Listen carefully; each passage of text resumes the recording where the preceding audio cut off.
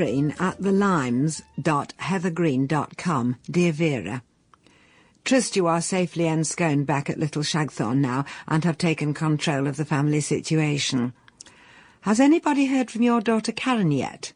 Imagine being able to abandon a newborn baby. She must be completely distraught about something. She's normally such a lovely girl. I find it hard to believe that she is in any kind of romantic entanglement with the triage nurse who disappeared with her. He's a friend of your son Howard and his partner Anthony, isn't he? So surely he's of the other persuasion. Perhaps they've just gone shopping. I have been having shock after shock back home in Heather Green. I returned, as you know, expecting to find mayhem after Beryl next door's letter telling me about the break-in. And instead I found everything looking lovely. The front door had been put back on its hinges, everywhere had been hoovered and dusted, and there was the most wonderful flower arrangement from Flora's Tributes, very posh florist in nearby Monkston Magnar.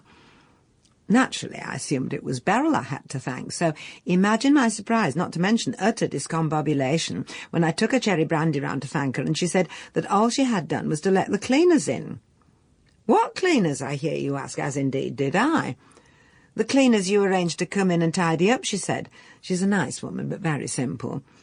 But I sent no cleaners, said I, and Vera, I didn't. I've emailed your son-in-law Singen, as it's just the sort of kind thing he would arrange, but he replied saying it wasn't him.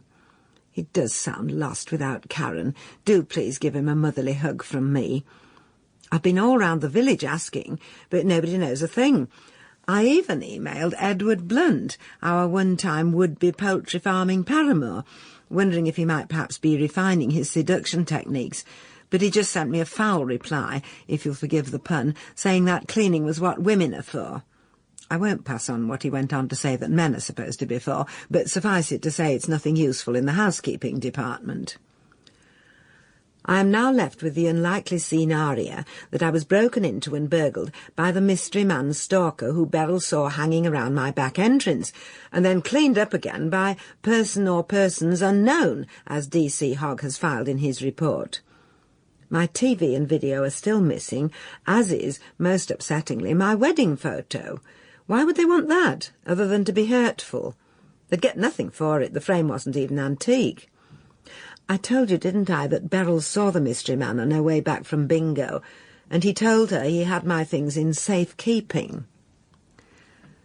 Since this is the most dramatic crime Heather Green has ever known, CID have wired me for sound, and I am supposed to go about my business wearing a little microphone in my lapel and a battery pack strapped to my thigh in case he approaches me. It makes walking very awkward and crossing my legs an impossibility. And it's all very well for Hogg and his associates to get excited about it. They keep talking about offering to meet him in a field in just their underpants. What is it about men? But I feel like a lonely little lamb who's been put out as a lure for the big bad wolf. I carry a Jif lemon with me now wherever I go in case of attack.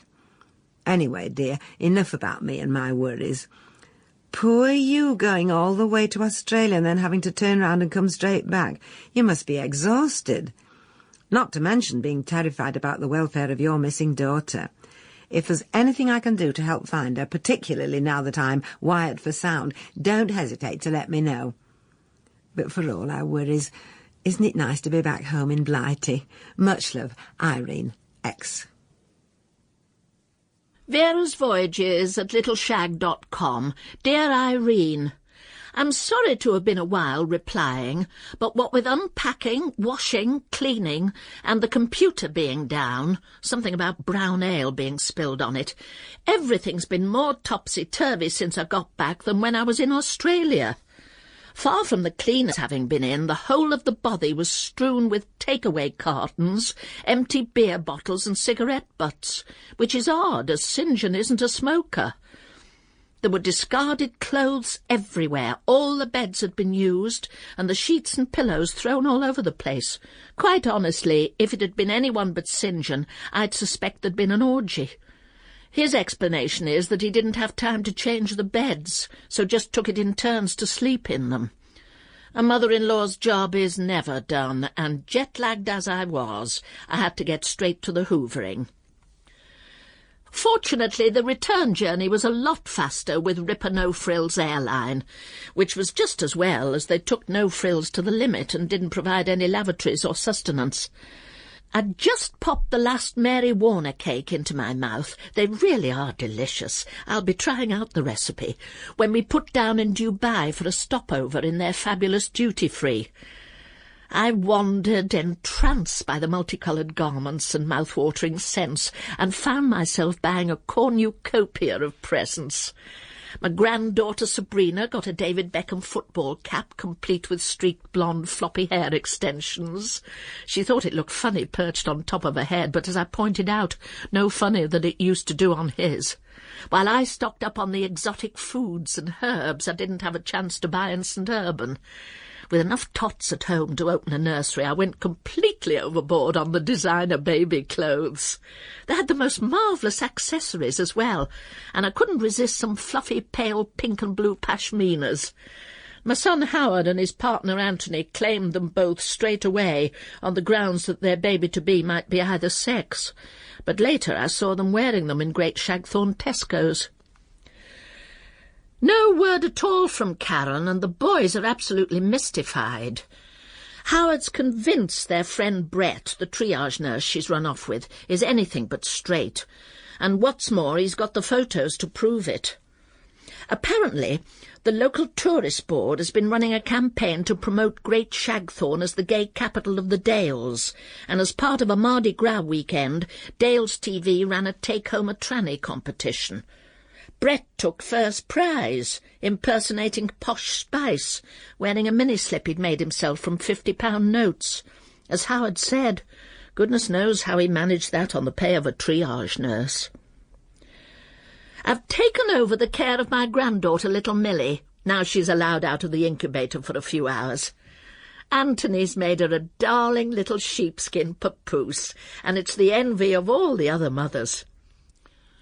I've just come back from a brisk trot in the hospital grounds with baby Millie on my back, pitbull terrier Rex on his lead, and grandson Nelson in his pushchair. At this rate, I'll never need to take up yoga. I do hope you've solved the Heather Green mysteries. Sounds like one for your creative writing course, doesn't it? I'm sure you don't miss the wedding photo, but you must be lost without your TV and video. Mail me soon with the next instalment. I'm hooked. Love, Vera.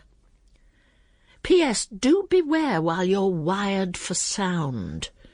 Who on earth's on the other end when you're spending a penny? Irene at thelimes.heathergreen.com. Dear Vera, thank you for your long and newsy email, albeit tardy. I had to get my dictionary out to understand half of what you were on about, and even now I am none the wiser for its hallucidation. What is a pashmina? You mentioned them before when you were in India, and I thought at the time perhaps it must be something to eat, given that that seems to be your preoccupation these days. But now I'm not so sure. As you say, Howard and Anthony have been wearing them to do the shopping. Likewise, tranny, which I always thought was slang for transistor radio. I remember that Leslie nagged us all through her teen years for one. Couldn't find it in the dictionary, so asked Beryl next door, and she said it's somebody like Danny LaRue. So, let me get this straight. Your gay son Howard says that his sister Karen has run off with Brett, the triage nurse who likes to wear ladies' dresses. No sign so far of the mystery man. I'm feeling a bit exposed because Beryl next door's back in hospital with her bottom. Don't ask, I did, and honestly, after a 2-hour monologue, I was heaving. So if he did appear, there would be nobody to hear my screams. I know I'm supposed to be wired for sound, but it only works when I switch it on, otherwise the battery would run out, and the knob is in such an awkward position. I told you it's strapped to the inside of my thigh, didn't I? Frankly, I don't know how I'm supposed to turn it on casually without him noticing, while engaging him in conversation long enough for the police to respond. I mean, what would you think if a woman my age started fiddling up her skirt when she was talking to you? Don't feel you have to answer that, Vera. It was a rhetorical question. Insurance won't pay up for a replacement TV and video because they say they aren't stolen but kidnapped, so my evenings are very long at the moment. The radio is all very nice, of course, but it doesn't lull you into a stupor the same way as the telly, does it? I do hope your son-in-law Singen isn't playing fast and loose while Karen is missing. It's all very well him saying he kept switching beds, but the cigarette ends just don't add up, do they, if he's not a smoker? And what will happen to you if she never comes back? Rare is the man who would have his mother-in-law living with him if she didn't come as a part of the bridal package. Still, I suppose he'll keep you while you're useful to him, looking after the children. Anyway, dear, keep your chin up. Lots of love, Irene, X. Karen at globetrotter.com. Dear Leslie, don't let on to the old dears, but I'm staying with Brett and his boyfriend. I ran away to punish Singen. It was bad enough him forcing me to be healthy while I'm breastfeeding, but when I got home, I found suspicious signs and made him admit over a bowl of bloody sheep's yoghurt that he'd been having an affair while I was in hospital. Don't know who with, except judging by the empty tinnies and fag ends in the trash bags, she's a chain-smoking alcoholic. God knows how Ma didn't notice, but she only sees what she wants to where he's concerned. Anyway, I chucked the yoghurt over his head, and I'm not going home until the bastard grovels. Brett says I'm suffering from postnatal depression, but fortunately he can lay his hands on just the substances to sort it. Having a high time. Hope you are too. Karen. Vera's Voyages at littleshag.com. Dear Irene, in haste, as we are in the midst of another crisis. Howard and Anthony's baby mother, Natasha, has just arrived in tears, having been thrown out by her husband. I'm not surprised. I always thought he must be an odd man to allow her to do the job in the first place. Goodness knows why she came here instead of sheep dippers.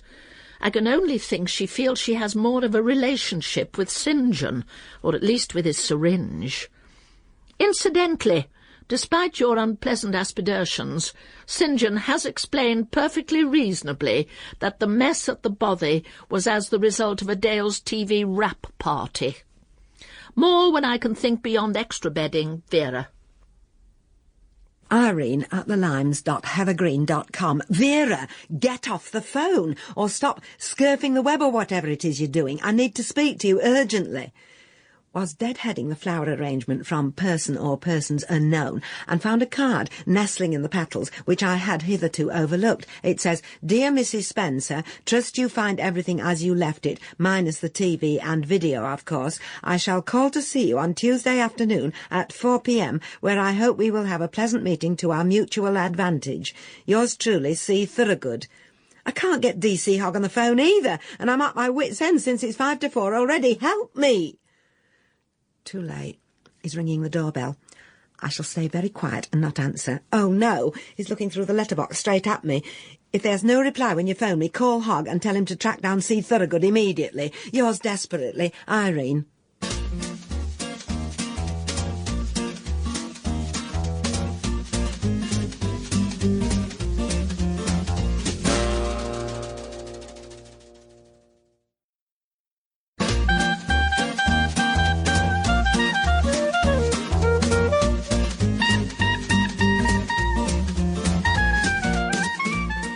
Vera's Voyages at littleshag.com. Irene, have rung and rung as instructed in your last, but just get the engaged signal.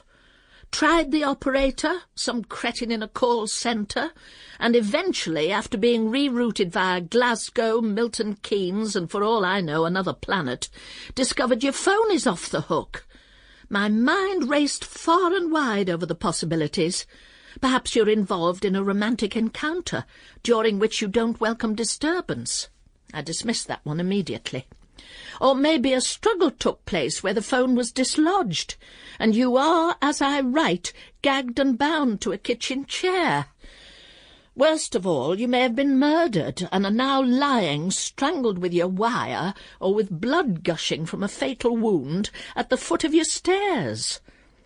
On second thoughts, it couldn't be the stairs. I've just remembered you live in a bungalow.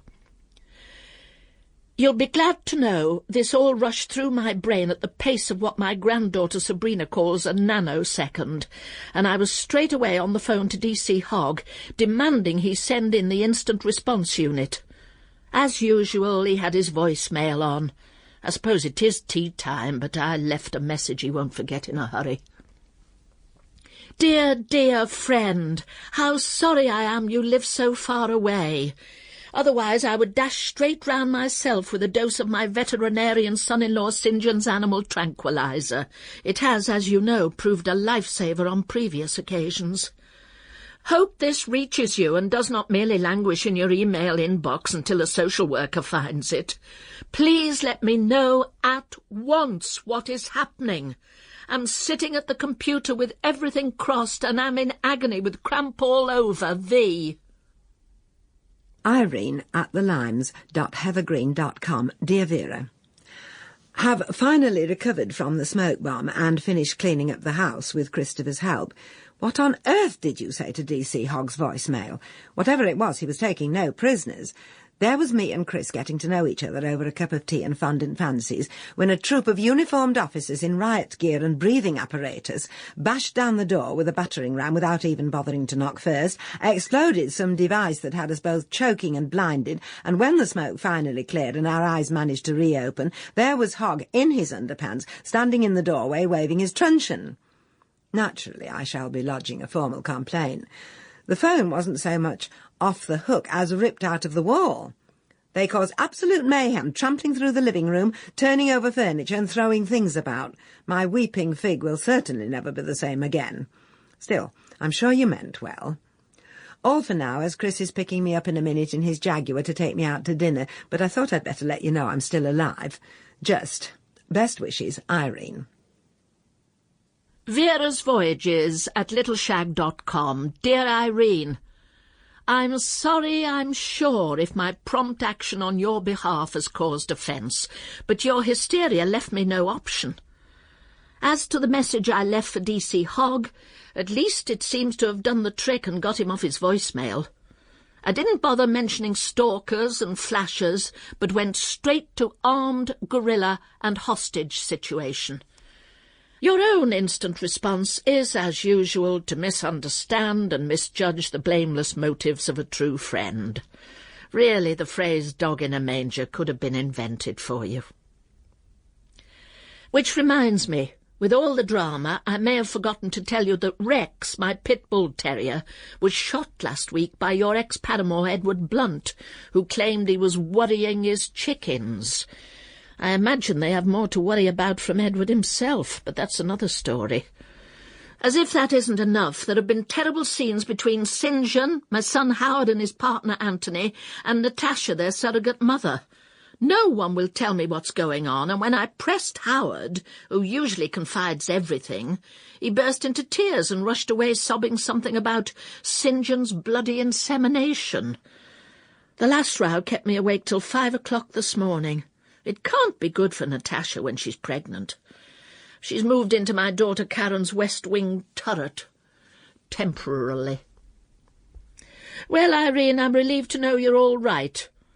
But whom or what is this Christopher? Is he the mystery stalker? You give no explanation, and yet, after your alarmist missive, here you are on first-name terms, sharing fondant fancies. Were you wired for sound throughout the encounter? In which case, if you're too engrossed with dinner parties, you can simply send me the tape. Must stop. Rex has slipped his surgical restraint and is tearing round the garden after Sabrina's pet ferret. Love and good luck, Vera. Dear Vera, who is Christopher indeed?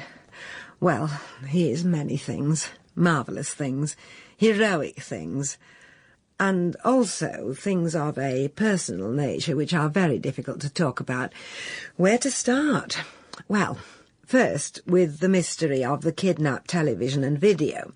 There I was, away from home in Australia, as you will remember, staying with the girl who calls me mother but who treats me like a slave, and Christopher, not knowing this, had come round to see me here at the Limes. He couldn't help noticing, as he was walking up the path, that there was a gaping hole where my front door used to be, and just as he was puzzling out why that might be, 2 boys ran out of it, knocking him to the ground and making off with my electrical goods. Thinking naught of his own safety, he immediately gave chase and miraculously caught up with them in Bolsover Close. It turned out that they were children of barely 10 years, so instead of turning them over to the police, he confiscated their booty and gave them a very severe talking to. On returning the stolen artefacts to my house, He deduced that I was not currently in residence and took them to his own home for safekeeping.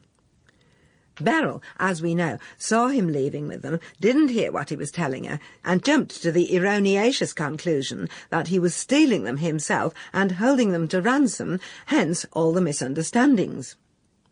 He did take my wedding photo, of course, but only to make a copy of it for himself. He's returned the original to me safe and sound. He it was who organised for the cleaners to go in so that my homecoming would be trauma-free. Yes, he is the mystery man stalker. He had been following me merely in the hope of introducing himself at an opportune moment, but unfortunately one never arose.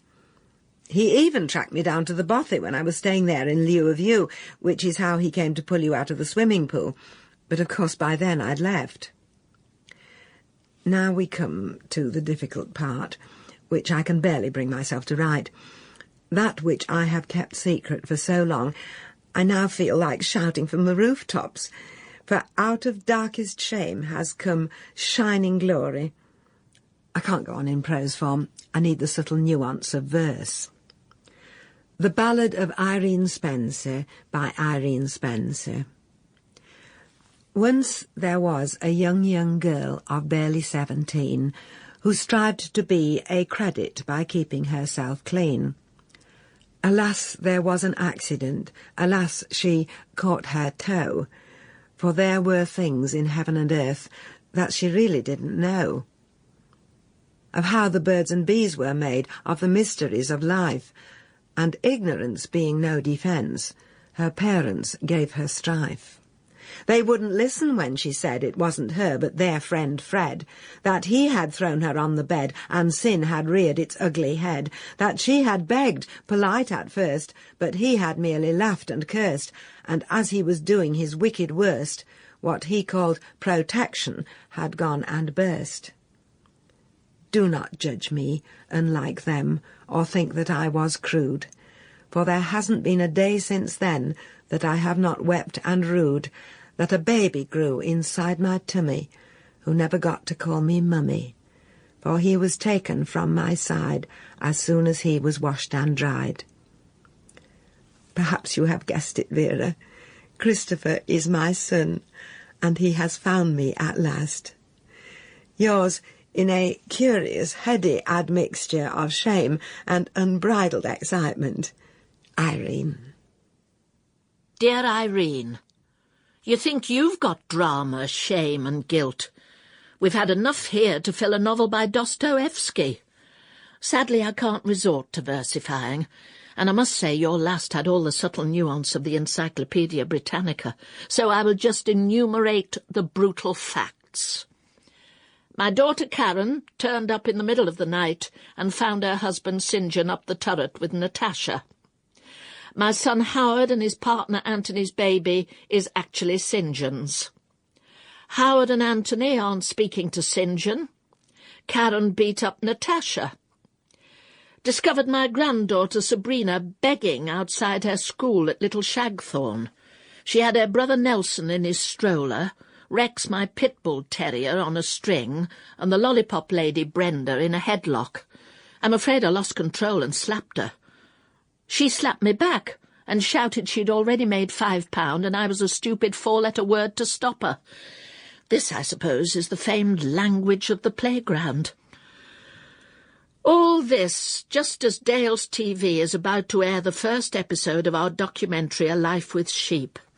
There was supposed to be a do round here to celebrate it, but with nobody on speaking terms and Howard and Anthony constantly in tears, a wake would be more appropriate. I'm sorry, my dear, I haven't even commented on your astounding news. You must be on cloud 9. And to think I was the first to perceive Christopher's wonderful qualities. I look forward to meeting him again, now he's officially family. What am I saying? More family is the last thing either of us needs. All my love, V. Dear Vera, so grateful that you could spare the time from the vivid saga of your problem family. It must take you back to your days in the trailer park to congratulate me on being reunited with my son after all these years. I'm sorry that recent events in your own life have turned you against the family. Personally, I'm more than delighted currently to be wrapped in the bosom of my own. By the by, did I mention that my daughter Leslie is getting married after all?